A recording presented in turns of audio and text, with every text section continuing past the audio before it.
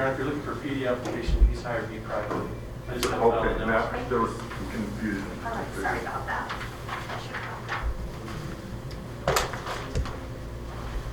All right, so we're on the record, CR 1022-527. Are you Mr. Wiscombe? Yes. And Mr. Meek, you're his counsel now. You've been retained? That's correct, Your Honor. Thank you. Mr. Wiscombe, did you watch a video that was played in the facility there? Yes. And do you understand the legal rights that were explained to you? Yes. Okay? And then, did he fill out a written response?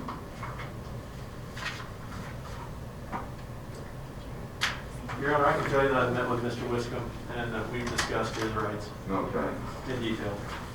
Mr. Wiscombe, your attorney indicates that you have talked at length, and I don't see a notice of that you've read through a felony rights form. Are you comfortable that you understand your legal rights as discussed with Mr. Meek? Yes.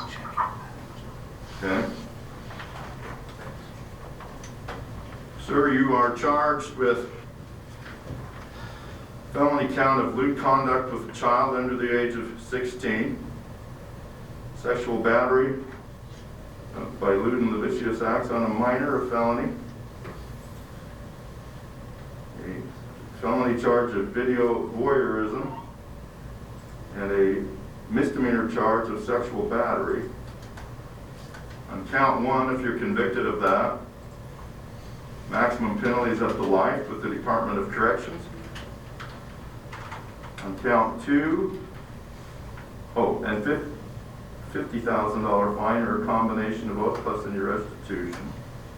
Count 2 is maximum up to life with the Department of Corrections, $50,000 fine, to $5,000 compensatory, possible restitution issues. Then count 3, the felony. That one, by installing a cell phone in a bathroom, is up to 5 years with the Department of Corrections, $50,000 fine plus any restitution. On the count 4, the misdemeanor charge, you can spend up to 1 year in the county jail as a maximum penalty, a $2,000 fine or a combination of both plus restitution. Do you understand those possible penalties?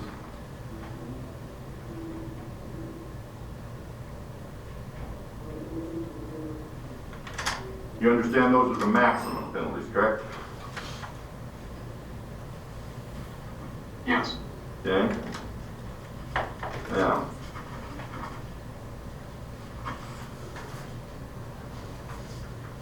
I'm assuming Mr. Minky wants to enter a not guilty plea on the misdemeanor at this point, correct? That's correct, Your Honor. Okay, so we'll show a not guilty.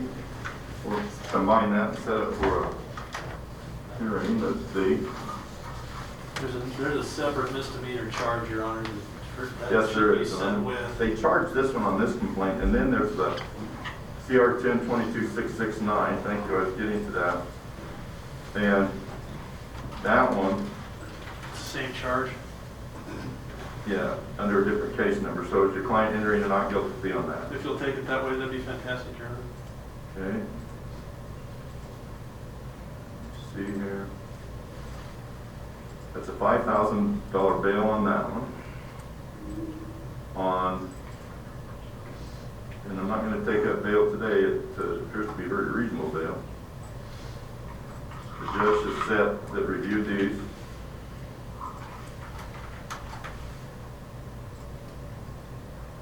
Let's see. A $75,000 bail on the 3 felonies and that other misdemeanor. Now, Mr. Mink, have you explained to your client what a preliminary hearing is? Yes, Your Honor, we've discussed it in detail, and he understands that and what the purpose is, And so we'll go ahead and get that set. that'd be fine. Okay, and then, If we could, I'd like to be able to see if we could set that now. What ends up happening is with my schedule. I'll have my clerk tell you. Reset it all over the place just to get it, so we can get it on time that works, but Okay, Your Honor, a question first. On the 669, did you want that set for a pretrial conference? Or Yeah, are we combining that? generally we'll combine those here, don't they? Do you want a separate pretrial on the misdemeanors? I don't know what the prosecutor's perspective is, but I would prefer to handle them all Well, there's together. two actually for the paper trail, maybe on those two misdemeanors, set those for a pretrial. And then let the preliminary hearings track them. Are you comfortable with that?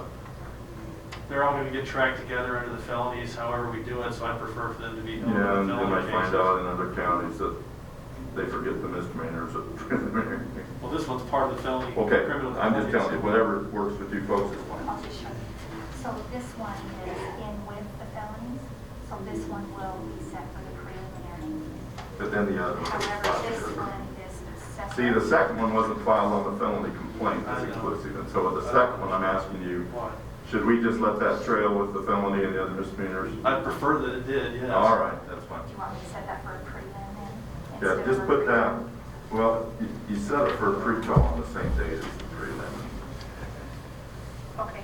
because it's a rather unusual case.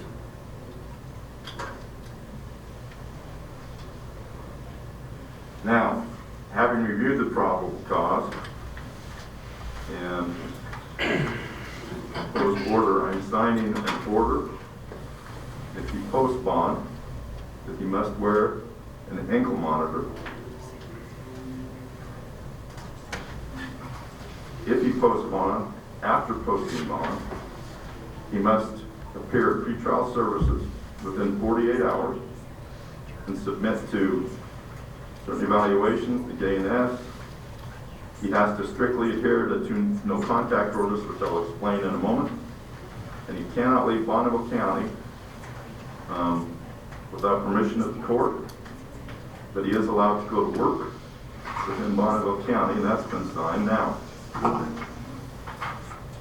There are two no contact orders in place.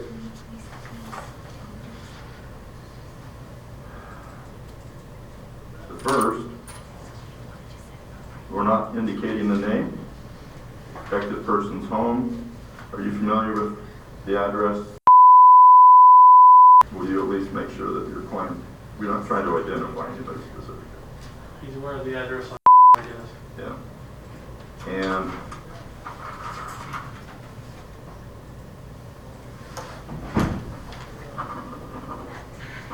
you explain to your client that with these no contact orders, he cannot call, email, text, he can't send a third party to communicate. You must leave them alone at this point unless there's a stipulation that modifies the no contact order or it's no disciplinary, correct? We've had that discussion, Your Honor. He knows not to contact. This no contact order is to, as it relates to, and then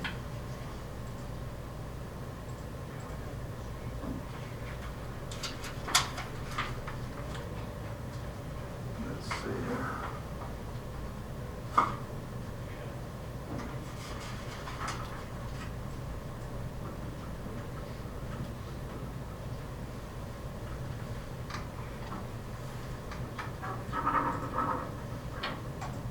Long paperwork on this one.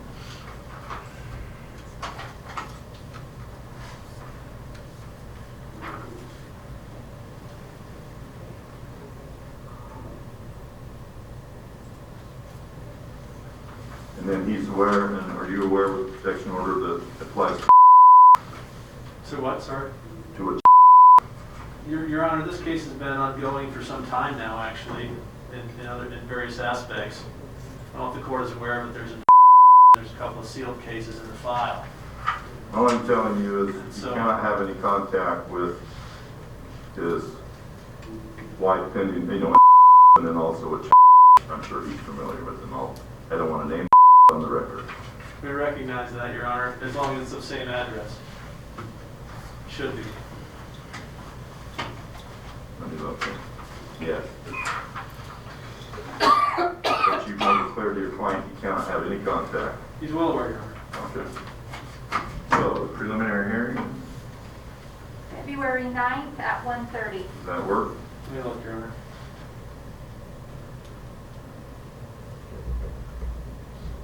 Yes, Your Honor, that would work. Okay.